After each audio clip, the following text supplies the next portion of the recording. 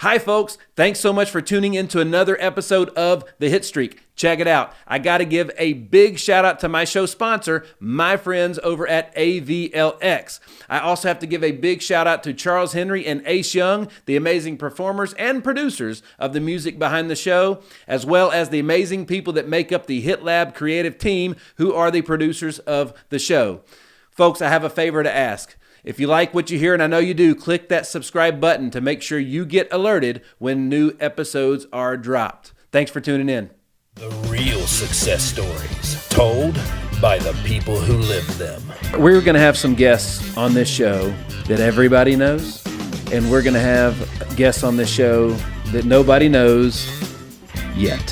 One by one, Nick Hyder is adding hits to the hit streak.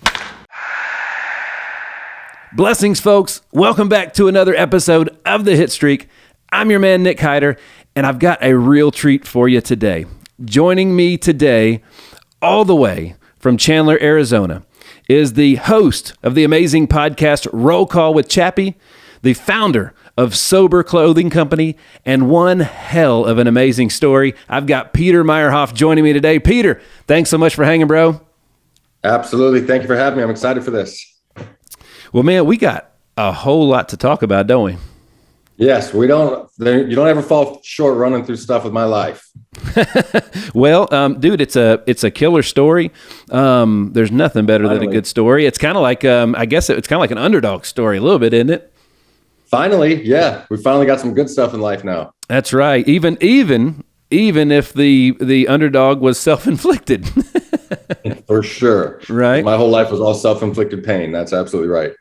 Well, dude, we mentioned to everybody first that you've got a killer podcast, man. A killer podcast. It's one that I check out and listen to and enjoy all the time. You're in your first season. You've done 11 episodes so far, right?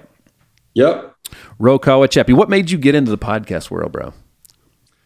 So actually, I was still working in the car business. I was a finance manager, and I had gotten hit up just through social media on Instagram to do a couple different people's podcasts and YouTube channels and stuff, like from LA, like Big Herc from the Fresh Out series, Emily Hayden, who has another big podcast, like Evolve with Emily. And I would read a lot of the comments afterwards, and all the ones I'm like, this dude needs his own show. I would love to have his own show. And then I was like, dang, maybe I should do my own show, And God put the people I partnered with in my podcast company just in my life right when I walked away from my old job. And ever since I finally got my life on track, all I want to do is inspire people and help them turn their lives around when they think it's impossible, because I thought it was impossible to turn my life around before too. So it's just a motivational thing for me. And I figured it's the best way for me to get my voice out there and heard and try and inspire and motivate people. Well, one of the things that I think I'm most impressed with is you embrace the past because it's made you who you are today, and you're able to channel that into who you're going to be tomorrow and the days following that, right? And I know that I struggled a lot with every single time it was time to kind of reinvent myself, for lack of better words, where, when I got done playing ball, it was like I woke up and it was like, now what? We had a great run in the restaurant and hospitality industry. And when I got out of that, it was like, I was always reinventing myself. And every time I did, I almost hid from the fact that I didn't fail. Everything I quit on was on my own terms, but for some reason I felt like a failure. So I kind of hid behind it, if that makes sense. Right. So dude, and my story is nothing like yours, so did you go through anything like that? Where you were ashamed of what it was? Because I think it's important for the folks to know, you did 12 years in prison, right? So got out of prison at the age of 30. We'll go back, but did you go through any of that kind of stuff?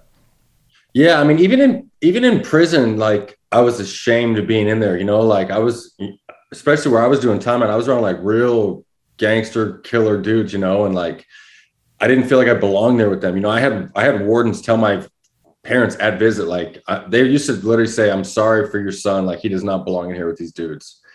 And gotcha. So I was embarrassed by that. And then when I got out of prison, I was embarrassed the fact that I am covered head to toe in prison tattoos. And while everybody else had their 20s and doing college and working and stuff, and I have a huge gap in my life that I didn't like to talk about, and it was almost embarrassing to me, because people, there's a stigma, with people, and still now I still get like they'll give me the same reaction when they hear like, oh, like 12 years in prison. Yeah. And then when I tell them about it, then they're like, oh, it's like, it's kind of a cooler part now, when at first I was just embarrassed by it. So I didn't like to, but like, once you can get over the initial, and people, when they get over the initial shock, the world likes underdog stories. I shouldn't have anything I have now. So why not, be open about it. And if one thing I noticed that when I'm dealing with a lot of dudes from prisoner, and whether it's prisoner recovery or something, it's people that think they got it bad and are really struggling in life now. And I can seriously talk to them. And I literally I can tell them just a portion of my life. And they're like, holy shit, I don't have it that bad. Like you can see like lights go off in them. So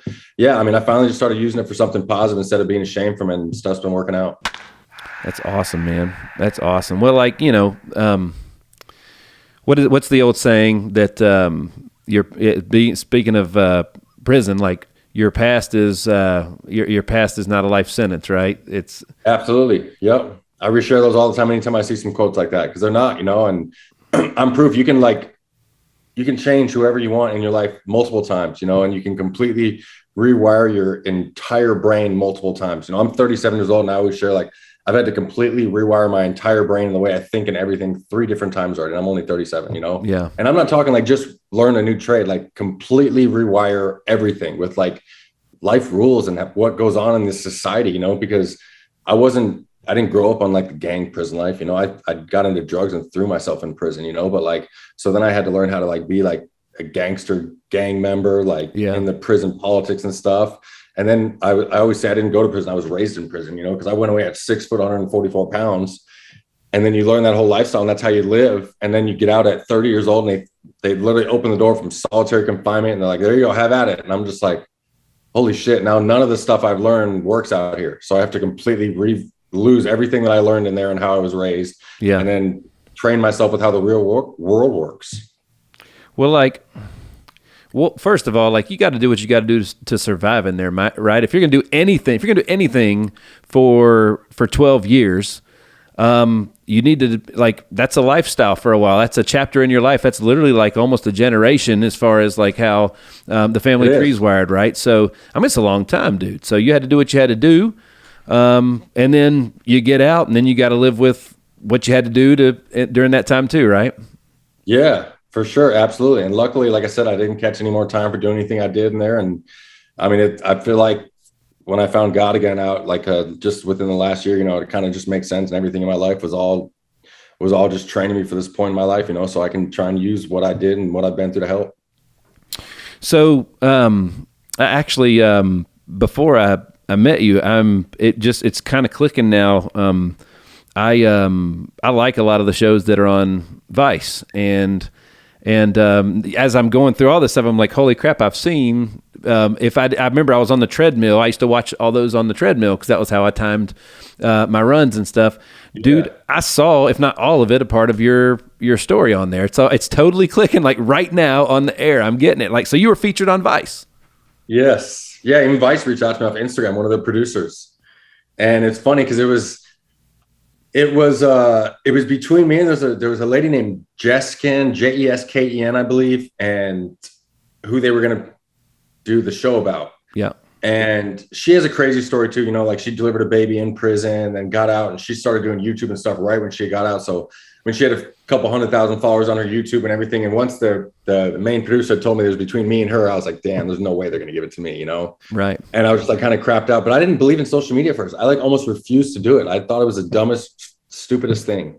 And the next day the producer calls me and she's like, do you want the good news? I was like, what? And she goes, we're going to go with your story. I was like, you're kidding me. And she's like, yeah, the other producers, there's like 12 producers in these shows. Like, I didn't realize how much money and time they really put into this stuff. Like, it's insane, when they were filming with me, it was the COVID stuff was still going on. So like, there was all these producers, and I had I think there was 7 TV producers from Atlanta and then another 5 in LA, all on Zoom, all shooting questions at me. And I'm just like, what the hell, but yeah, it was cool. So they reached out to me just straight through Instagram when I was still in the car. So I started kind of thinking, I started making like crazy good money. I was making more money than all my friends that went to college and stuff. Yeah. And then when you get out of prison, you start making, 6 figures and a couple 6 figures. And like, you buy all the toys and you can babysit yourself just buying things, you know. And then for me, you know, once I had all the toys and, you know, the houses and the cars, and I was like, I just honestly felt empty, and I felt like I was doing like a disservice, not like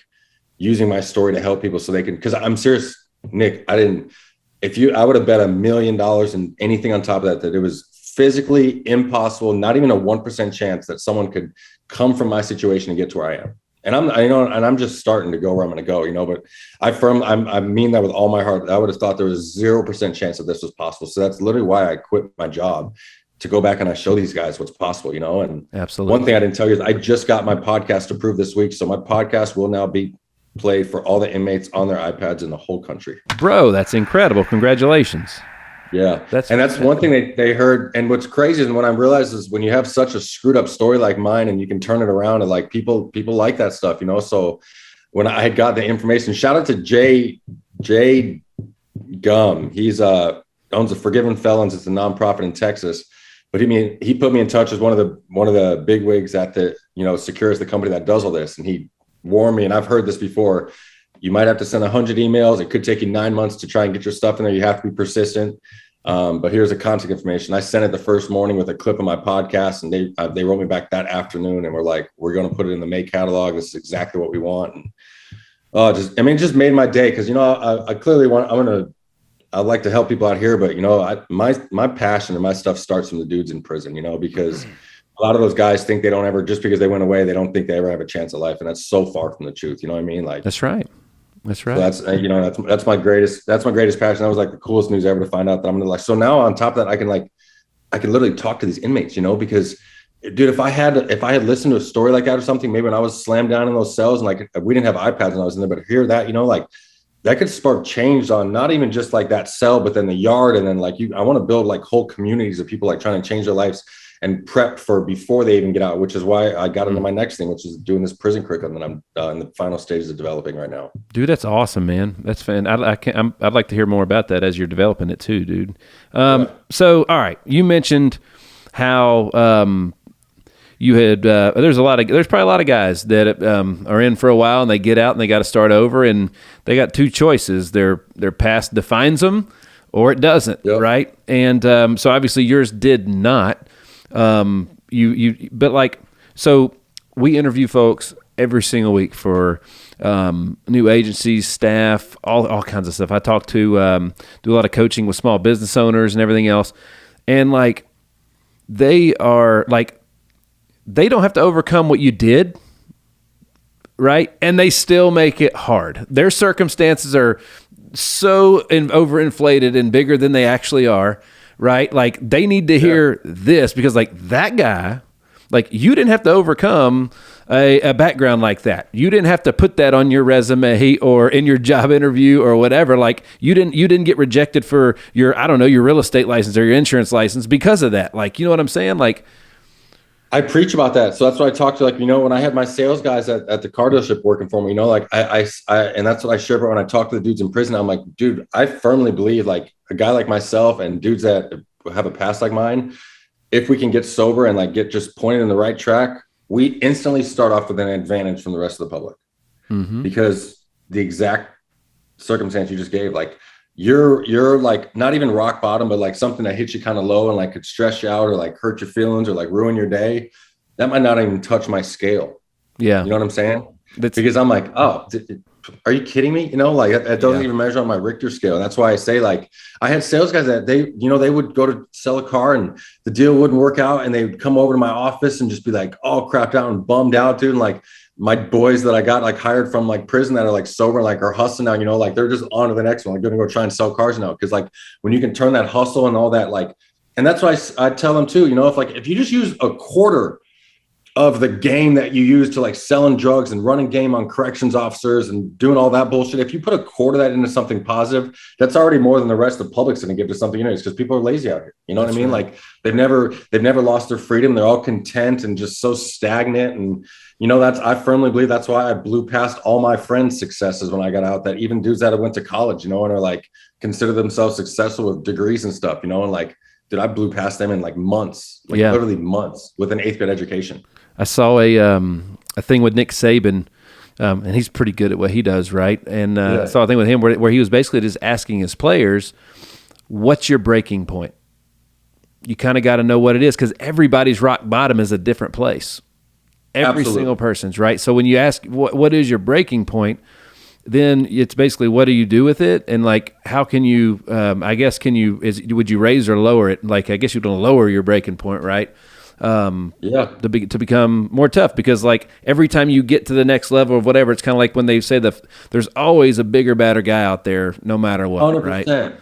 So it's all reference. It's all reference at the end of the day, and what I can say is like I've had some pretty dark and low times. Probably doesn't compare anything to what you've had. And that could be regular. And like I said, your dark times could feel like a regular Tuesday to someone like me. That's right. You know what I mean?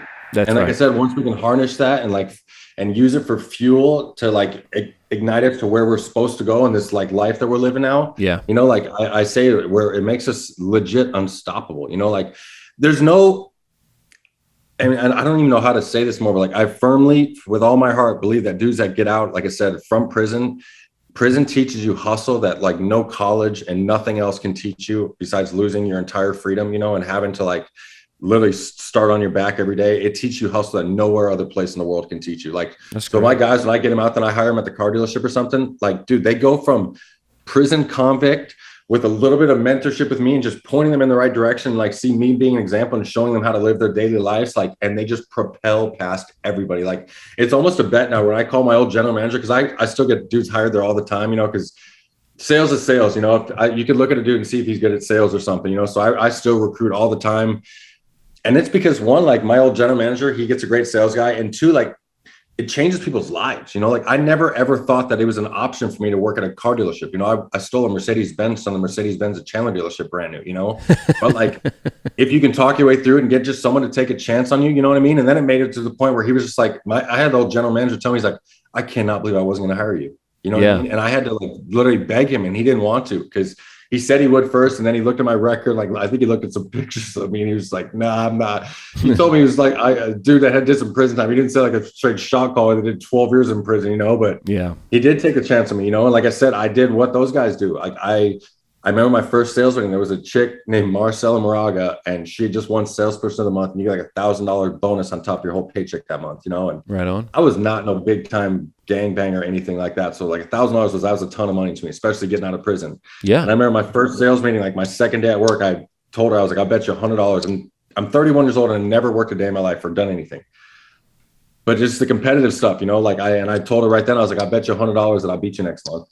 And she's like, you don't even know how to sell cars. I was like, well, then bet me. It should be an easy bet for you, you know? And she did bet me. And I literally, my first month in there, I won salesperson of the month and sold more cars than anybody else, because like I was slammed in a cell for 12 years of my life. You know, when I had like the freedom to be on a dealership lot and just like hustle and go around and talk to people, like it was like the most exciting thing in the world to me.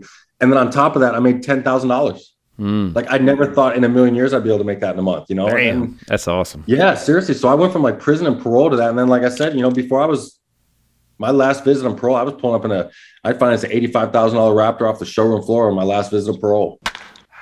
Dude, that's freaking phenomenal. Good for you, brother. Congratulations. And I changed the whole culture of that dealership. It's the coolest place in the world when you go there. Like I still stop by there every week almost, because, you know, so a lot of sales jobs, people can, that's what I teach the guys when they get out of prison now. You know, if you like sales and like talking to people, go get a sales job, because they're willing to look past your record. And, you know, like if you can sell, people will look past a lot of bad stuff for you, you know. And when I started out there, you know, it was just like any other place. I feel like people were getting high in the bathroom and doing all the other stuff. But, you know, they like I said, they'll bend the rules for good salespeople. And you go there right now, I changed the entire culture of that dealership. There's probably, I say 40 salespeople, and I'm going to say probably 20 of them are all sober and all jacked and all work out. And it's like, dude, it's like a family over there. And dude, I remember one of my last customers in there, because dude, you can't, there's nothing like it. You'll never go to a car dealership in Scottsdale and you just see nothing but just buff, sober dudes like working out there. I'm serious. And I recruit them all from prison. They all change their lives, and then they just hustle and turn their lives around, you know, and they buy homes and they help their mom out because their mom used to do stuff for them when they were in prison. You know, it's the coolest community ever there. And one of my last deals when I was there, because my Johnny, who's the guy that I started the Sober Clothing Company with, you know, he's a little buff dude, and then like the sales guys are. So my last customer I had, and she comes back to my office, And I remember she looked at me, she goes, Jesus, she goes, what do you guys all eat around here? I was like, what do you mean? And Johnny's like, well, she's just tripping out because her salesperson was the other buff dude, and they're all just like jacked. And you come back to me, I'm 250 pounds, but it's like, it's just cool turning your light and doing cool, positive stuff like that, and being known for being sober and working out and being positive and helping people, like I was so the opposite for so long. It's like, dude, there's no greater joy in just like turning your life around and helping people now, Congratulations. And you're proof that like, one of my favorite, things about living in the United States of America is that it's the land of opportunity. It's been coined that for centuries. And, like, that's the greatest thing about it is if you know what you want, you're willing to do whatever it takes to get it, you can have it. And, not a lot. I got started, I really made my mark in as a health insurance agent of all things. And like not one time in my life did I ever aspire to be a health insurance agent. Not, as a matter of fact, not one kid in America on career day will stand up and say, I'm going to be in insurance when I grow up, right? So, but for me, there was an amazing man named Troy who had created the model that I was able to thrive in and a culture I was able to thrive in. And he gave me an opportunity to be the best that I could. And that was where I found my place, right? So at the end of the day, you're not looking for a job. You're not looking for a career. You're looking for an opportunity. And then what you do with that opportunity, those choices you make is going to define everything else that happens next, right? For sure. 100%. So, and there's a lot of guys can change their lives in sales and with cars or anything else. Everybody's in sales anyways. Yes. My kids are the best. Yes. They are the best. Right. And there's some people don't even understand, like the inmates, when I go talk and they don't understand. I was like, yo, when I was on a 4-yard and I was trying to get my door open, like whatever little game or excuse I had to make up to the CO, like that's me. And I say this, that was me selling to the CO to open my door. That's right. Like conversations are sales, and if you're good at it, people don't even think that they can do sales. You know what I mean? That's right. Well, they make it something that it's not. It's just you're already doing it. Just because there's money behind it doesn't change it doesn't change anything really, right? The fundamentals, anyways. You're absolutely right. And it's a skill. It's a skill you got to develop. I love William Arthur Ward said that pressure causes some men to break, and pressure causes some men to break records. Ooh, that's a good one. Oh, dude, I love it, man, because it's true. It's absolutely true, right? Send me that after this is over, if you don't, because I'll forget. You got it. It's actually on a plaque out in the hallway for our top person every month. That's oh, nice. Yeah, absolutely. So, all right, dude. So let's go a little bit on about the story that you got. And by the way, the stuff you're doing for giving back to the prison population. First of all, that's brilliant marketing. So one of my the episode that actually aired today was my buddy Cameron, and he's a former veteran. And he wrote a book that's phenomenal. And one of the questions we talked about is how he should market it. Is that was exactly what we talked about. I was like, dude, like just go to all the bases and tell your story and all that kind of stuff, because you're literally one of them, right? You're an alumni, and that makes a lot of sense. So that's just really smart marketing, dude, on your part that you're aiming at that. That's fantastic. For sure. And it's and here's one thing I know: there's not too much stuff you can talk about at business there. So like when they're, if I'm still back in prison, I'm listening to this podcast and I go spend 6 to 8 hours with my family out there to visit, like it's probably 99.99% chance that I bring up this new podcast that I feel like it just changed my life. And like, why wouldn't I want my mom or my dad or my significant other to listen to the same stuff I'm listening to? That's right. Well, let's go back a little bit to your story, right? So, so I got here that as from you did athletics, modeling, even starred in a movie as a child. Is that right? Yeah. Awesome. So, all right, what movie would we have seen the movie? No, so it's a funny thing. I had a modeling agent and everything when I was a kid, and I got asked to be featured in this. It was a documentary on Hideo Nomo. It was like an old Japanese film. Yeah. Remember the old baseball pitcher that came over here? I do. So I literally got to take batting practice off Hideo Nomo. That's cool. And then they paid me the money, and then it was supposed to get in production, I think the next year or two. And by that time, like I had just started like falling off the course, and we never heard back. And I never even, so to this day, I was in a movie. I had like a principal role in there too, and I never got a copy, and I don't even know what it was called or anything. So I don't know if maybe the Japanese production company never put it out or whatever, but they might have scrapped it. Yeah. So yeah, did that. And I played sports, I was always the top athlete. And like I said, I always say I had the world in the palm of my hands as a kid, Yeah. Yeah. Well, it's, we say it all the time. I tell my son, the kids, that especially like, and he's a baseball player, so the kids that are the biggest and strongest, the earliest, they don't learn to work, and they get passed because everybody else grows and catches up to them, right? And then they don't have the work ethic as their foundation to continue to grow, and they get beat. So like honestly, one of the worst things that can happen to a child is that everything comes easy to them early, right? And for sure, take it for granted. Yeah. And I'll just give you a little prime example. I have I'm not going to throw him on blast there, but like I had a friend that was, like I was a top athlete. He was like astronomically better than everybody. Like, had a facial hair young, like, he was just like that kid, like the fastest dude. Every weekend was scoring touchdowns and like anything, baseball, football, basketball, was the toughest kid too, And I remember I get out of prison and I ran into him at the bar. It was like Sandbar. And I was like, and he says something to me and I was like, who are you? And he tells me his name. And I'm just like, and I'm like, I went away at 6 foot, 144 pounds. So I get out of prison now and I'm 6'4", 260, and he's like 5'9", like 170 pounds. And I'm like, what the hell happened to you? But and that's just like you say, back then he never had to work for anything, and thought it at all. And now to this day, like, dude, I was on the phone with him and it was like I feel like it ruined his life having everything so easy too, because we exchanged numbers, and the next day he calls me and his like mom's still yelling at him for like the house. And I'm like, bro, I like had a flashback. I was like, dude, I was just in prison for like, it felt like a life sentence. And like, this is still going on. I'm like, dude, I don't have time for this stuff. Yeah. And I was literally like respectfully like, yo, I don't good to see you, but I don't have no part for that stuff in my life. And it was just like, it's just funny. Like I said, people like that, they hit when they're 14, 15 years old and then just regress afterwards. So the 12 years you were in, what years were those? What year did you go in? What year did you get out? 2003 to 2015. It was what? 2003 to 2015. So, all right. So I graduated. My last year of college was 2003. And all right. So you went into prison and came out with internet. Really, at the end of the day, yes, smart. I went away with the Nokia phones with Snake. Oh my God! Like, so the world changed drastically. So not only were you dealing with like legitimate culture change, but like the whole world functioned different from the time that you went in to the time you got out. Tell me a little bit about that, dude. Dude, I'm like, yeah, we had the Nokia phones with Snake on them before I went away. Like, I remember hearing about Bluetooth and I couldn't believe it. I was like, what do you mean? It just plays your thing without like cords being, I remember like we had these talks at Visit, like I would learn about technology just from Visit, or these commercials, and I'd see a commercial and I'd go ask someone like, yo, what is this thing? Like, does that thing really work? Or what does that do? And it's like, it's this toothbrush he has at home or something, it's like, it had to feel like getting it out of a time machine when you got out. Like 100%, we had a little 13-inch bubble TVs in there, and there was no flat screen TVs before I went away. And I walk into the house. Gosh. I walk into the house I was paroling to, and there's a 60-inch TV hanging on the wall.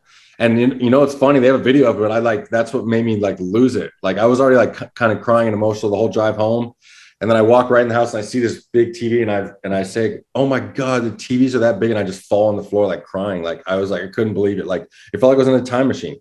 Yeah, dude, that's like, so honestly, like that's kind of cool that you got to experience that, because we take it for granted because it's happening in real time right in front of us, Yeah. But like, no wonder you didn't believe in social media at the beginning, because it didn't happen, prior. Like, and it's so funny. Yes. So I went away even before MySpace and stuff came out. So my first day out, I wanted to go golfing. So we got eight of us guys going golfing. And I remember this like it was yesterday. And then we all get done and we go to have lunch at the place at the golf course afterwards. I go use the restroom. The other 7 guys are all sitting down there waiting for me. And I come back, and I'm not joking, every single one of those dudes was on their phone. The rangefinder. I'm like, what are you guys doing here? Like, you guys all use your phones like this. I cannot, like, I couldn't stand. I wouldn't even tell you another funny thing. I wouldn't even text message at first. Like, seriously, I thought text messaging was like such a cop out. I was just like, yep. I used to say, I'm like, why don't you just call someone if you want to talk to them? Like, why text? And now I'm like, dude, texting all day long. I would so much rather text over getting hung up on the phone with somebody, That's right. But yeah, I had to relearn everything. I didn't like text messages. I didn't do social media. I thought it was all stupid. Oh my God. I thought it was such a waste of time. I was like, you have all this time out here and you're sitting on social media. That's right. Oh, that's right. Literally, you went in during one world and came out to another one, dude. That's crazy. Complete other world. Yeah. Cause like we had AOL and stuff when I went away, you know? Yeah, I do. I remember it. I do. And it golly. You had to download the modems and they had to have it would ring, remember, to log on. When you went when you went in, I didn't even own a computer. I was in college and we had a computer lab that everybody shared, university computers. Yeah. It's crazy, dude. It's crazy. And now that you're just like, you're thinking about them, they're everywhere. I've I think 4 laptops here, another computer sitting behind here, like. Yep. Yeah. Just part of it. So got to high school, and everything's you're winning at everything, basically sports, academics, everything. Got here that basically started out with just some weed, turned into some hard drugs. Everything spiraled out of control quick, and then you ended up stealing cars, robbing homes. Got arrested multiple times, and you were eventually sent to prison, where you spent the next 12 years, as we mentioned before, and you didn't get out until after your 30th birthday, right? Yep. I went away, which should have been spring break my senior year of high school, and I got out a month after I turned 30 years old. Gotcha. So what do you like, just so people can kind of understand where you're coming from, what you were going through, right? So obviously you're a freaking awesome guy. And it's important to say too, that one of the hardest things to measure about somebody, especially if you don't know them that well, is what's in their heart, right? And sure. And you can change that, because obviously when you were doing those things, what was in your heart was different than what's in there today, or it was at least dormant and distracted. Yeah, good point. No, yeah. So like, if you're probably raised in a good household, right? So everything was, like you just said, everything came easy and you had everything you had. So like how did you make those choices? Was it the people that you were around that influenced you? Were you the leader? Like, how'd that happen? So even in prison, like I always give the example, like, when you get into politics of prison, it's like, especially when you're doing a 12-year sentence, because like when you're doing a year, 2 or 3 years or something, you can like literally, I always say you can just go hide for a couple of years and then just go home, but when you're doing like 12 years, it feels like a life sentence, and then when you're used to like being the popular kid, like being like the lame on a yard and like having nobody know your name is like it wasn't an option for me, and like I didn't like violence and all that stuff, but like I looked at like the alternative is like I couldn't be like a lame and have nobody know my name for 12 years, just feel like a nobody, so like sure, that's what you do. You just, people like that, you just get into politics, and then I just like engulfed my stuff in there, and then like I always say this, I always had to overcompensate, because the gang banging, I wasn't from these hoods, and I didn't, a lot of those dudes that grow up in the gangs, they all know each other when they hit the yard, and I didn't know a single person. I'm from Ahwatukee, they call it all white Tukey, like it's a stereotype in there, and that's what, you have to fight a lot more for that when you get locked up, and yes, there was nobody from Ahwatukee in the prison yards in the entire state of Arizona, and so I was very, very easily influenced, and all I wanted to do was overcompensate and make myself fit in with these like gangbangers and tough ass dudes. And that's like literally what I strived for. Like I didn't even have a plan of when I got out. Like when I finally got to the end of my release date, like I didn't even know what I was going to do. All I was like saying was like, just get me out of here. I'll figure it out, all I want to do was go home. Like by the end of my sentence, it almost broke even me, like I was not in a good spot mentally, and no kidding. Yeah, I always say it was like, thank God I went back to like solitary confinement like my last 9 or 10 months in there. So I got to like spend my last 10 months, and that shows you how institutionalized I was. Like to someone like you guys, you'd be like, why would you want to go to solitary confinement? Like to someone like me, I was used to it. It was just like, at least I was able to get away from all the yard politics and like kind of like, but I started like the transition right there for like my brain, because I knew I had to do a lot of changing and stuff. And at least that way I was able to like, but in the whole, you get 1 10-minute phone call a week. So just through letters and like the phone call, I was trying to like do the slow transition with like being done with the prison stuff. And I'm like, okay, all right, now let me, I was just like picking my little brother's brain on like how stuff goes on the streets. And but yeah, that last 9 to 10 months, like honestly saved my life completely. So at least I had like a little I could prep myself for the streets a little bit, So you were basically just taking that time to kind of get to know yourself, I guess. Absolutely. Figure out who you are, who you're going to be. Yeah, because I had morphed myself into a person I wasn't, but I had to put on this fake ass jumpsuit, whatever the hell you want to call it, just to be who I was in there, So yeah, then I'm finally morphed myself back into, and that's like I said, the third stage of my life was like, not only like morph myself into like an adult, but like, I don't even know who this adult is. I've never been an adult on the streets and not in prison before. So then I'm like, I have to learn myself too, and then make changes as we go, and I'm still learning and making changes on the daily. I just started going to therapy myself because I realized I do have so many like underlying issues with stuff, and Yeah. But even like then I was hard-headed. I was like, I'm not going to go see no damn therapist, but therapy helps a ton for me, because I still, my biggest problem to this day, I would say, is my temper, like when and people can't fathom that. They're like, how do you get mad? Like, I live in $1 million home. I have $100,000 car. Like, and I'm not bragging about that because like anything I have, anybody else can have, like it's a miracle that I have this, and God gave me this stuff so I could show people this. And like, when you see me with this house or this car, like it inspires people that know me because they're like, I had a dude just yesterday that DM me from prison, and he listens to the Bradley podcast and he was like, literally was like speechless. He goes, bro, what the F? Oh my God, call me, And so like I said, when they see my house, my car, and the lifestyle I'm living out, it inspires them because they know I've came from the lowest of the lows you could possibly come from. And if I can do this, anybody else can too. Man, that's awesome. So, well, it's true. You can't win the war against the world if you can't win the war against yourself. And, so, all right. So not everybody that gets out changes. A lot of people go right back to where the situation in. Numbers are 85%, and I would say I think it's even higher than that, man. Because like, there's one dude I know that didn't go back. Like, why is that? Do you think though? Why is that? It worked for you, so prison worked for you, but why doesn't it work for everybody else? The biggest reason prison doesn't work for people, and I'll tell you this, and this is I'm adamant about this, is so when I was going to go to prison, I thought at first I was going to get 3 or 4 years. If you do 3 or 4 years, you go to a minimum yard. It's like Camp Snoopy. Like you get to work in the city, you make minimum wage. It's an open yard. You can play softball and basketball for 10 hours a day if you want. Okay. There's no real punishment. The only thing that scares people before they do this stuff and they're living that lifestyle is like, holy shit, what if I go to prison? Yeah. I don't know what prison's like. So there's a stigma that no matter how gangster dudes are, no matter how tough you are, you're still scared of prison a little bit if you haven't been in prison yet. Yeah. Once you've been to prison and you're like, holy shit, prison ain't shit. I played softball all day long and I got high the entire time I was there, like seriously. So that's gone. But when you do a 12-year prison sentence and you're like slammed in solitary confinement for almost 8 years straight. And like, I did the worst prison time you could possibly do, like I sat in that cell for hours upon days and months, just like dreaming of getting out of that cell and like dreaming of this life I'd have then. So like me, there is a scaredness, like I can't go back to prison because for one, prison to me wasn't Camp Snoopy. Like it sucked and it was suffering and I suffered in there daily. So I hated the fact that I did like the worst time when I was there and I didn't know how I was going to survive it sometimes, but like, thank God I look back now and I'm like, thank God I did a prison time like that. Because I'm one of the guys I'm so hard-headed. Like I wouldn't have learned my lesson if I would have just went to a minimum yard. I've just seeing how people react and dudes that I know that I've done it. I wouldn't have learned my lesson either. So now that I've been through it all, I thank God that he did send me to prison for 12 years because I honestly firmly believe that's like what it takes for like a hard-headed like me guy to get it. You know what I mean?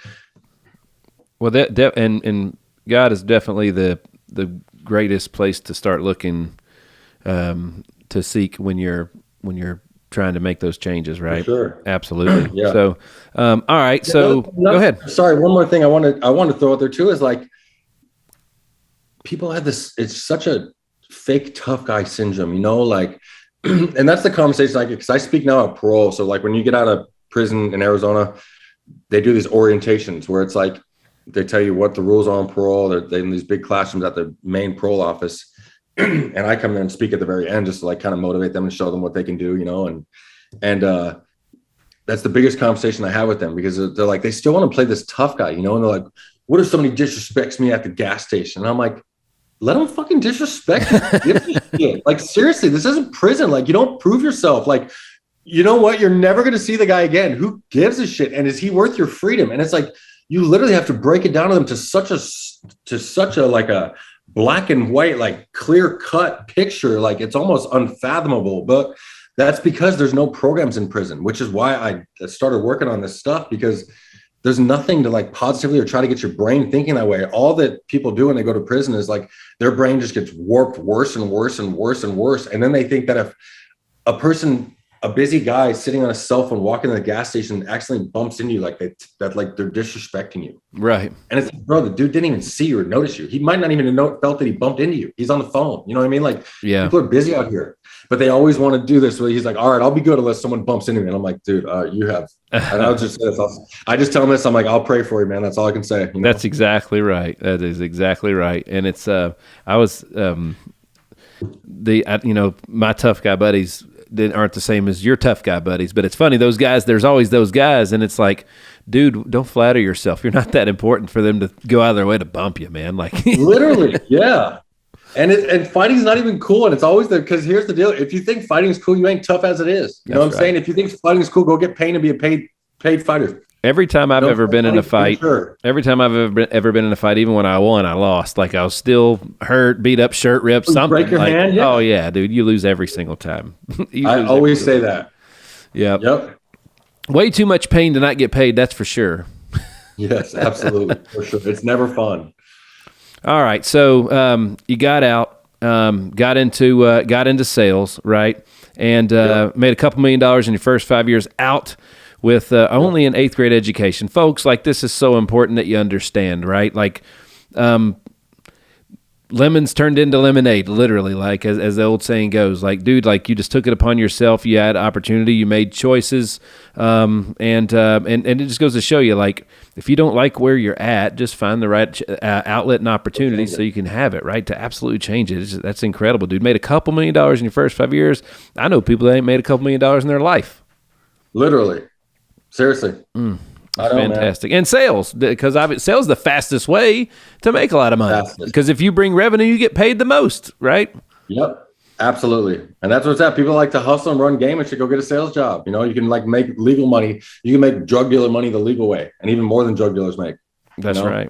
That's right. Well, let's talk about, because after, you found some success, did all those things, and then you started your podcast. So let's talk about that. So roll call with Chappie. You told me before, but you got to tell everybody, like, it's not roll call with Peter. Right? It's roll call with Chappie. All right. So how in the world where'd Chappie come from? Some of the OGs actually gave it to me. I'm addicted to Chapstick. I'm still trying to get a Burt's Bees sponsor as we speak right now. I don't know how many times I have to shout them out, but I have a Chapstick addiction. So, and my uncle taught me, and I used to box, that if you're going to hit somebody, it's always better to hit them with something in your hand. Yep. And like, that's the only thing you could really have in prison that you could carry. So Chapstick is, you put that little thing in your hand, it's, 10 times harder of a fist than even just your regular fist. So I always had Chapstick, and I always had it on me, and that's what they started. They called me Chappie. And when you're a youngster, I didn't like the name. So funny story, people don't know about this, is back when they nicknamed me Chappie, if you were like one of the OGs, you could say it. The youngsters, I would literally beat you up if you tried to call me Chappie. I did not play that stuff. So there was always a happy medium there to like so-and-so Chappie. I'm like, you don't know me like that. Don't call me that. Like, isn't that your name? And I'm like, no, they say it's my name, but that ain't my name. I hated it, but you don't have to say that stuff when you're a kid. That's awesome, dude. That's awesome. Yeah. So Chappie, cool. Well, hey man, one of these days, I can call you Chappie from this far because you can't get to me. Yeah. I actually like it now, because there's no other Chappies around, so you can't really misconstrue. Be like, hey, is it this Chappie or the other Chappie? Like, there's only one around, so I actually like it. I think it's funny. There's only two other Chappies that I've ever heard of or known. One was Kevin Costner in the movie For the Love of the Game, right? Because it was Billy Chappell, and they called him Chappie. The other one was a teammate of mine that I played with in Edmonton, and we called him Chappie as well. Dan Chappelle, great guy, gotcha. And we called him Chappie, man. So it's cool. It's awesome, brother. So you started your podcast, Roll Call with Chappie. All right. So what was the inspiration behind the podcast? What's its mission? What's its purpose? So on and so forth. The whole mission was just to, like, more than anything, just to get my story out there more and just try and help and inspire more people, because I realized once I got asked to do enough podcasts and YouTube channels and interviews and stuff before that, like, my story was so screwed up before, and like it's such a night and day difference that, like, I even started, because at first I only thought that I could help like inmates, I didn't think that anybody that didn't do prison time could learn from me, and what I realized then is that, like, I could help anybody, because people like here, like, I have multi-millionaire friends, dudes that are worth 9 figures, man, that, like, they could literally have a worse day tomorrow than a dude doing time in a maximum security prison cell, and that's just because they're, like, weak mentally, Yes. And seriously, so, like, I learned that, like, I just wanted to, like, share with people, and I realized that I could actually get through to people that weren't even just inmates, and I felt like that was my best route, and I wanted to, like, get my full life story out there to inspire other people that were, like, that have been through some stuff and hide behind it, and I mean, it sounds cliche, you know, like Fleischman said on my show, man, but I honestly just want to change the world, man. Like, and that's like my entire mission for the rest of my life. Is I just want to, my whole life is played with house money. You know, I was supposed to be dead multiple times. The last time I was dead, you know, and, you know, God brought me back to life and to do this incredible mission I'm on now, you know? So like, I feel like I'm in debt forever to pay back all the bad stuff that I did, you know? And it's, like I said, it's house money anyways. I'm not supposed to, I shouldn't be here right now doing this interview. That's right, dude. That's incredible, man. And obviously, you know, we believe in podcasts big time here. And I think if you have a great story like that, or if you're any type of business owner, honestly, there's no better networking tool. There's no better storytelling tool. There's no better way to reach people. There's no better source to create content, which you got to have, than a podcast, man. So it's fantastic. And you've had some killer people in just 11 episodes, right? So all right, favorite two guests, who are they? Oh God, I can't put you on the spot like that. You had other guests, right? But let's just, all right, so not favorite two. You can. I can. All right, cool. No offense to any of my people that are hearing this. So I told you earlier too, I'm going to have three. Okay, cool. Dan Fleischman, just because like the fact that Fleischman like took a private jet out here and did my podcast, like I was literally blown away, speechless. And then he took me to lunch with him and all his buddies afterwards. Like I was like a little kid in a candy store, you know. Tommy Vex, because he's just my boy. Like, and he's like a stud, one of my favorite human beings on the face of the earth. Just an absolute like. And people see the, you know, like the rah part of him. Like that dude is just like a caring, like loyal and genuine dude. And like, just like the saying, like he would give you the shirt off his back. Like it's like an understatement for him. Like literally Tommy would do anything for anybody that's like loyalty. He's on my list. I actually want to get him in here on mine. Yeah, you should. I mean, he's out there by you right now too. Yeah. So the last one I would say is honestly, my favorite episode is Carlos. Okay. And I think he's number 8. He's just, I know how, just because of me, like I know the prison stuff, and a lot of people try to talk like prison was more gangster than it was for them. Like you can't say that in Arizona if you weren't on a yard with me, you know, like they send me to the troublemakers of the troublemakers of the troublemakers, you know, and like California is the one place that's crazier than Arizona when you're on like the real yards, you know, I say that. And Carlos did almost a 20-year prison sentence on the rough yards in California. He went away as a kid, and his story is so nuts, man. He was like gang banging, doing this stuff in there, you know, the whole time. And he was in solitary confinement again for another incident that happened on the yard. And the chaplain, came by and offered him a Bible. And oh man, here's one thing you don't know, like, so when you go to the hole in solitary confinement, you still have your property, you know, you can watch a little rat ass TV or whatever, but like when you're in like VCU, which is the violence control unit, that's like the worst of the worst. Like they're the only property you can get is a Bible. So Carlos goes, I like to read. I got nothing else to do. When, you know, he goes, so I read the Bible from front to back. And he goes, I made up my decision right then that when I went back out on the yard, and this was 13 years into his 20-year prison sentence, he made up his mind that his name was, and just I got goosebumps thinking about it again. And his name was Red Rum on the yard, which is murder backwards, obviously. Yeah. And he decided that when he was getting out of the solitary confinement of the hole right then, that he was going to go back out on the yard. And he said, I was going to start going by Carlos. I was going to tell them that I was no longer Red Rum and I was done with the gang life.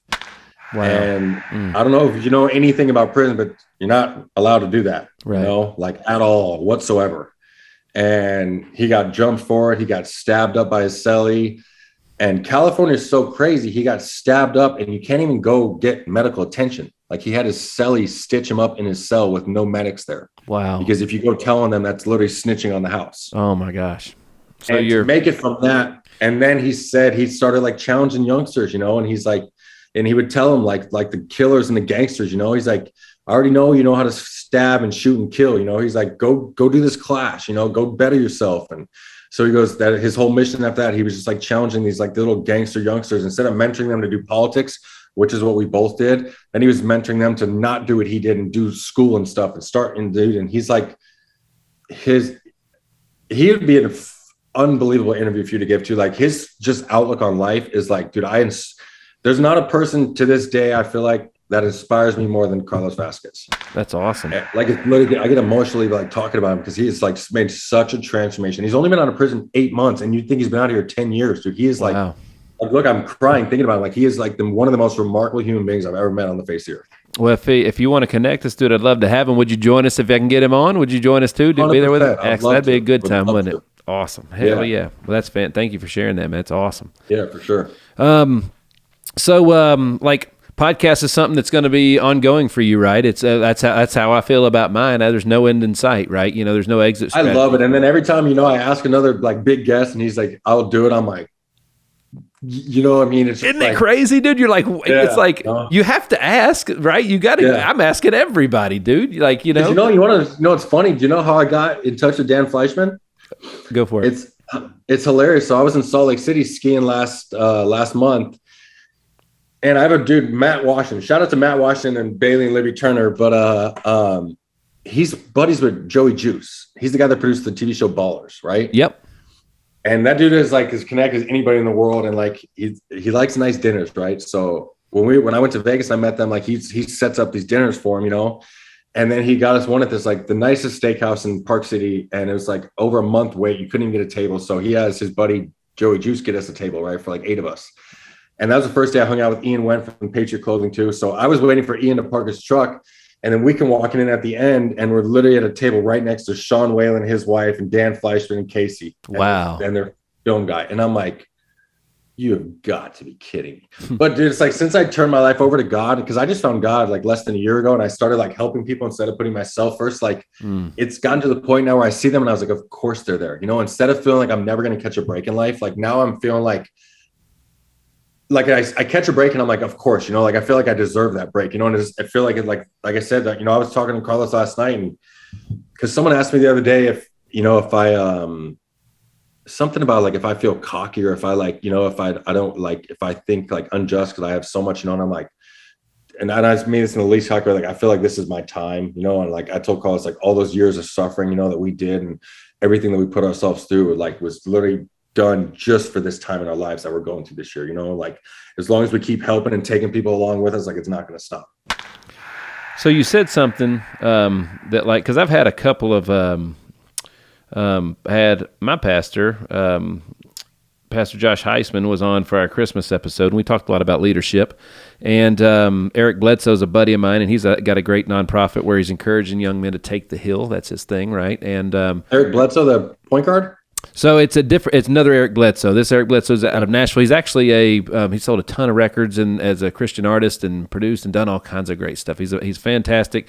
He's got his thing is Take the Hill, and we talk. You hear a lot of folks that say you have to, you're growing up and your parents are like, put everybody else first, serve others first, put everybody else first. And then you have other people that is a lot of successful people that are like, you have to help yourself before you can help other people. You have to be in a certain place, just like you got to put the oxygen mask on yourself first in the airplane because you can't do it without it. So like, what you just said, I think, is really, really cool because it kind of falls right into the message that Eric and Josh and I were talking about is, by putting others first, you had to get to your place to a certain level where you were able to help.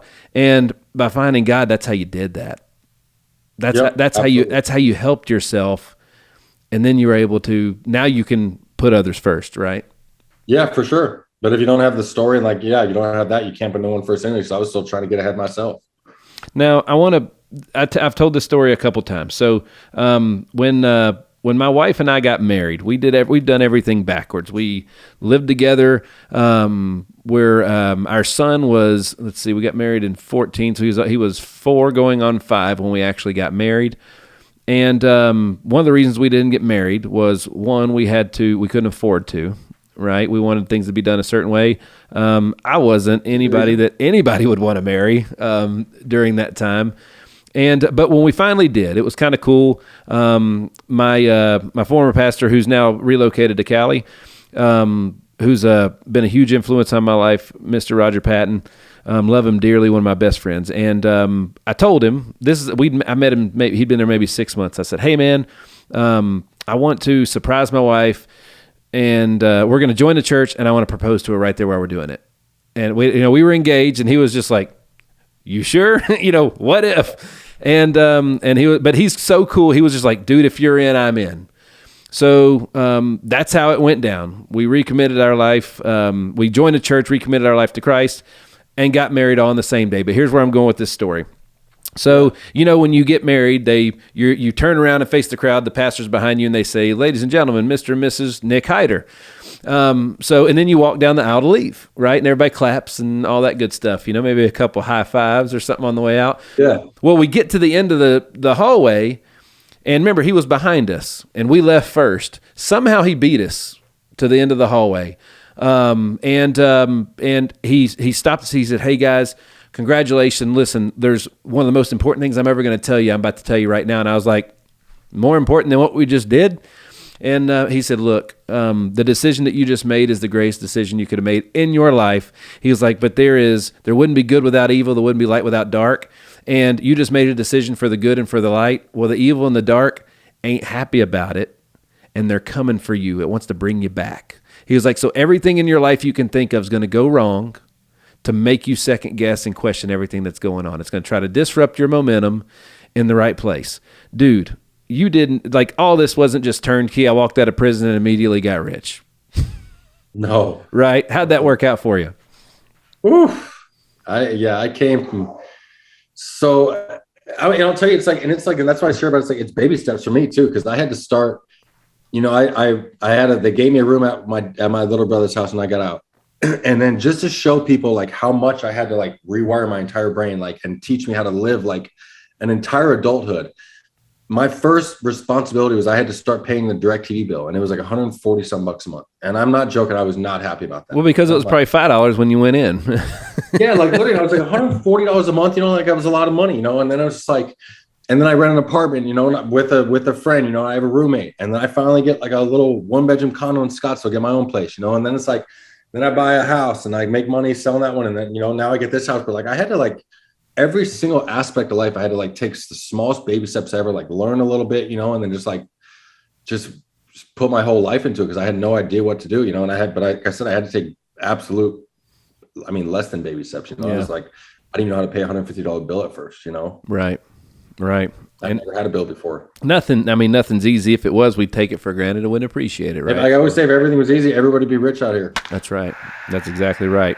So, all right. So you got the podcast, killing it. And you recently founded SOBR Clothing Company, right? The SOBR Clothing Company. So let's talk about that, dude. Because that's, first of all, it's spelled SOBR, right? Yes.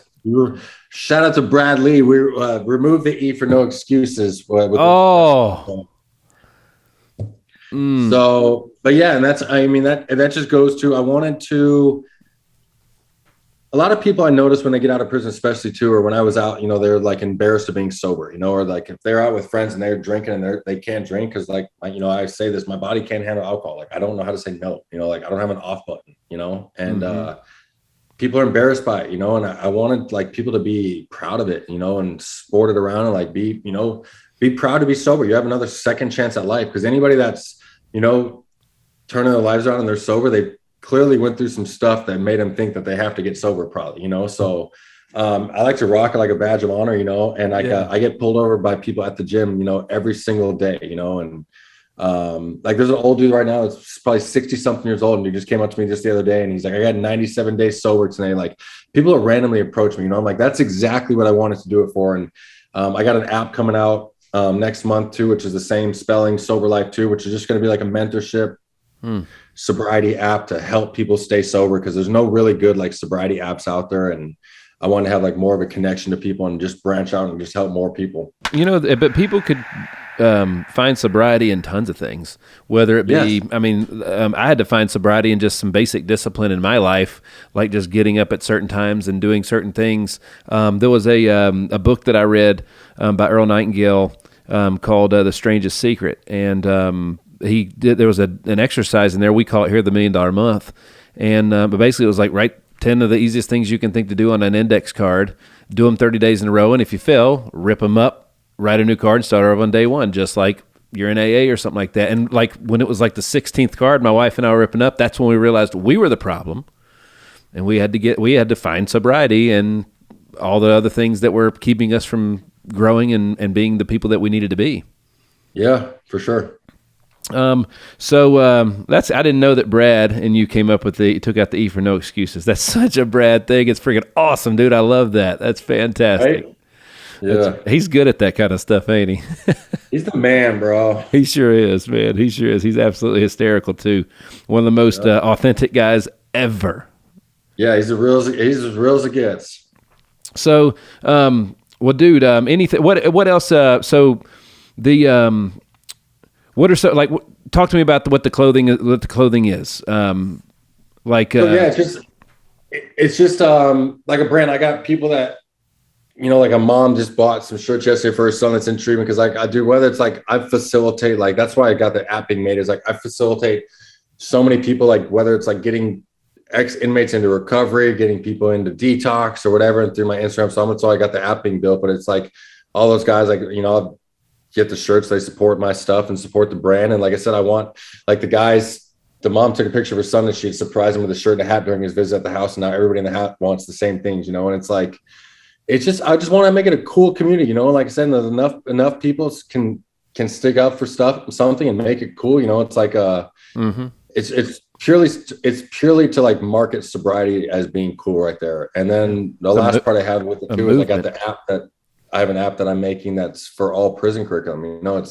There's part recovery chapters in it, but that's, I told you my passion is to help inmates and stuff. So what I realized doing my time is that there's 0 programs in there to try and help inmates better themselves when they're in there. So I got a little crew and we developed my own personal curriculum on what to teach these guys, like mental exercises and stuff to start the rewiring for the brain process before they get out, and to try to, let them know that what's cool is being a productive member of society and like changing your life, and what's not cool is being a gangster in prison, and so that's my final chapter right now, is with this curriculum in prisons, and I'm going to slowly go teach it myself, but it's all stuff that me and a little team that I got have built, and just want to, because if seriously, man, if we change handfuls of inmates on each yard, that makes your home safer, Nick. Right. Like, literally. I'm being serious about that. Like, you're saving lives on both sides.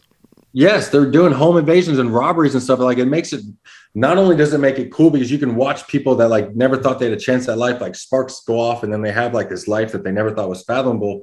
But on top of that, like I said, it makes your wife safer when she goes to the grocery store. Yeah. You know what I'm saying? It makes your kids safer growing up. It's crazy. The butterfly effect that Dan Fleischman talked about on my podcast, you know what I'm saying? It's literally the butterfly effect. It's not just changing one inmate right there, but it's also, then it could be changing his little brother that looks up to him. You know what I'm saying? It's a whole trickle down effect, with one inmate. So, which is why I'm so passionate to it. And I always get the saying, I just get a handful of them on each yard, that can make a world of a difference. That's awesome, bro. That's awesome. Well, you have in here, Emmett does, history often repeats itself. A lot of the generational sins are literally just sins passed from generation to generation, and we make those mistakes all the time. It is kind of crazy though to think most of the time when you guys get out, you got out after 12 years, you had nothing, right? You had nothing. No license, so no nothing. They take somebody that all they knew in the real world was what got them in, and then they spit them back out, and now you're in the most desperate of situations.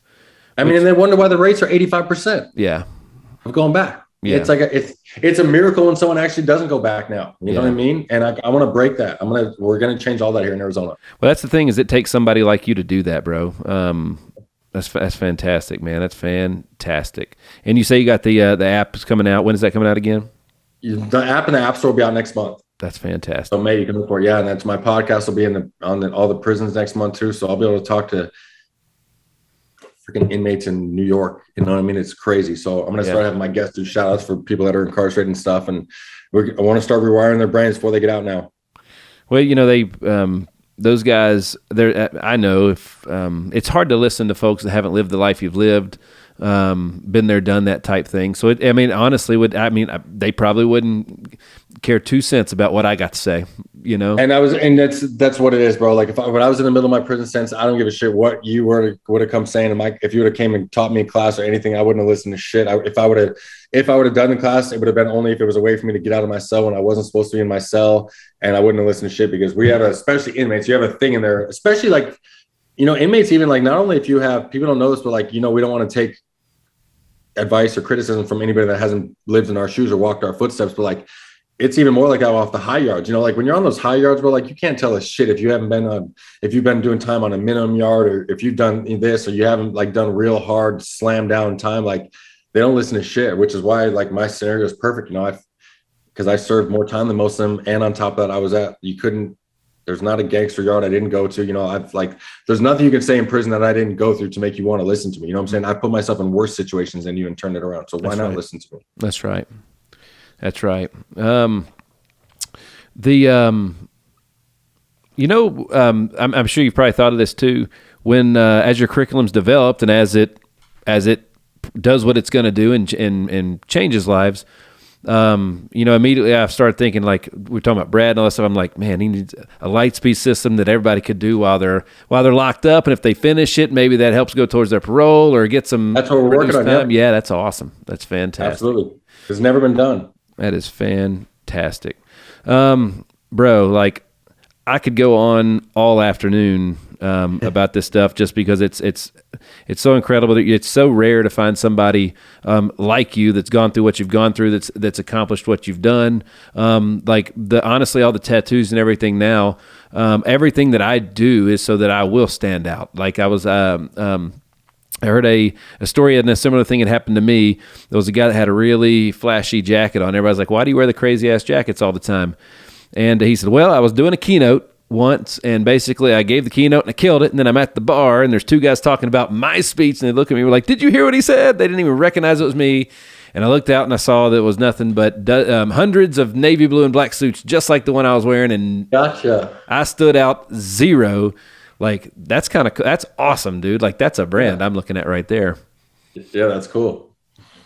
So, all right, man, what are anything else, like any books, anything else that you could help, that you like would recommend to folks that's helped you out along the way? I mean, it's all from within. Like it's got a choice you make, and it's something you got to just get up and do, and be passionate about. And I'm honestly obsessed with everything. I just read little daily reflection. And then I go to like a Brad Lee thing, you know, like I don't even remember what it is, but he's like, if you had, of course I'm going to draw a blank on it now, but he's like saying he's saying if someone will pay you $10 million to not wake up tomorrow, would you do it? So like, I just have the mindset every day that like, yes, waking up every day is literally worth $10 million, because if not, someone could pay you $10 million to not wake up and you wouldn't choose it, you know? So like, and that's what Bradley told me that, you know? So he's like, you have to look at it like every morning. And I started this because like, I can get angry in the morning, you know? Like, so I literally started this from Brad teaching me this. Like he said, I wake up and the first thing I say is like, I'm so grateful for today and I'm ready for today. That's it. As cliche as that sounds, like, it literally works for me. Like the little first few minutes of your tone, or what mental thoughts I have, or what I'm telling myself or whatever, like that, like for me sets the tone for the day, you know? So like, yeah, as long as I get my mind thinking right in the morning or something like that, that I have my goals or whatever I'm going to do for the day. Like the first few minutes in the morning when I get my little gratitude down and, you know, thank God and just tell him to have my back for the day. That's where I get the juice at, man. It's so important to do that. I'm guilty of it all the time because I'm a fixer. I'm a builder. I chase perfection in everything, right? So the first thing I'm doing is I'm always like, what do I need to fix? What I need to fix? What I need to fix? And it's a bad habit to get into because like you start to not forget and be grateful for what you do have. And literally like if you go to church on the regular, and one of the most traditional hymns there is count your many blessings, right? You got to count them over and over and over again. And like it's crazy that exercise. One of the things that's I still do that. I have the index card. I still do it every single day. We started in 2015, years later. And one of the things I'm focusing on right now is exactly that. Is I'm doing it before I go to bed and first thing when I wake up in the morning. Is like, yep, dude, like look at the house that I'm waking up in. Yeah. Look at the girl that's laying next to me. And that's my baby, by the way, because she's in our bed right now. Unfortunately, she turns 1 on Thursday. And then look at my wife next to her too. And then my son comes out and he's a stud and he's amazing and he's a good kid. And like, you know, it's just this life is an absolute gift, and it's so easy to focus on all the problems that you got. Yep, absolutely. And it's honestly, and what you focus on grows, right? What you focus on to spend time on grows. For sure, yeah, absolutely. So, you know, the people that are the happiest are usually the ones that are just thinking the happiest things or appreciate the most things in life, right? I always say that you'll go through 1,000 mental battles in your head just in one day. You know what I'm saying? You just got to win the mental battles, or at least win most of them. So, if anybody wanted to go check out your story that was on Vice, that was on Vice. Where's that at? So if you go to my Instagram, which is just Peter_Meyerhoff, Meyerhoff, and my link tree, I have the link to my Vice episode right there. Perfect. YouTube, Roll Call with Chappie, the podcast, same thing. It's all, and then my website, which is where my clothing is just petermeyerhoff.com. Excellent. And all these links will be on the description of the episode, right? And cool. I'm going to hold you to it. Then you got to bring me and Carlos back here, dude. I would love to. That's a done deal. Fiona, you heard it, right? I just want to sit down here. I can literally sit here and just listen to that dude talk, man. It's insane. I'm serious. Well, that honestly, it would be an honor, man. It would be an honor and a privilege, man. So we can definitely do that. It's the coolest part about is when you first start off, you're just who can you get on, and nobody knows about it. And then as it starts to grow, especially the Hit Lab creative team here does an amazing job with the production. It's top notch, top quality, and so now people are calling us saying, hey, you need this person, and people are saying, hey, can I come on? PR agencies and everybody else saying, hey, can this person come on? We're like in the circuit now. It's so freaking cool, dude, because I'm getting to hang out with all these amazing people that if I didn't have a podcast, I'd have no reason to work with them. Literally. It's cool. Yeah. That's awesome.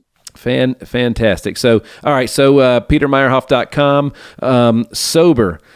SOBR is the clothing company. App launches next month. Roll Call with Chappie. You can watch it on YouTube. It's streaming on all other platforms as well, right? Yep. Perfect. It's fantastic. And what days? So, like for instance, our episodes air every Tuesday. That's when we drop our new episodes. When do yours come out? Mine drop every other Thursday. I'm gonna move once this app gets done. I'm gonna start dropping every week. But right now it's every other Thursday. Every other Thursday. That's fantastic. Fantastic. Well, brother, anything else that you'd want to leave these amazing folks that are hanging out with us today? I would just say this right now. I don't mean to give it all to people struggling right now, but those are my people. So I'd say anybody struggling right now, as cliche as it sounds, like just hold on and keep fighting because things will get better. I promise that. That's right. Because at the end of the day, like, what else do you got to do? Yep, for sure. And I say this, that's the only thing I did in my life right for so many years is just keep fighting. You know what I mean? I kept fighting until it was my time, and this is my time. Well, brother, you are an amazing person. Your story is unbelievable. It's going to age well too. It's never gonna get tired of it's never gonna get tired of being heard. And there's going to be for generations and generations and generations people that are going to walk through the same path that you did. I appreciate it. It's incredible, man. Anything that we can do to help with any of that stuff you got rocking, dude, please let me know. For sure, absolutely. Thank you for having me. Dude, it was an absolute honor and a privilege to have you today, folks. Once again, big shout out to the Roll Call with Chappie podcast host, Peter Meyerhoff, founder of SOBR Clothing Company, a true patriot, and one heck of a freaking role model now. They couldn't have said that long ago, right? But now they can. Oh, yeah. It still feels weird hearing that sometimes, kind of, but it's cool. Dude, fantastic. Well, folks, thanks so much for tuning in to another episode of The Hitstreak. I'm your man, Nick Hyder. God bless.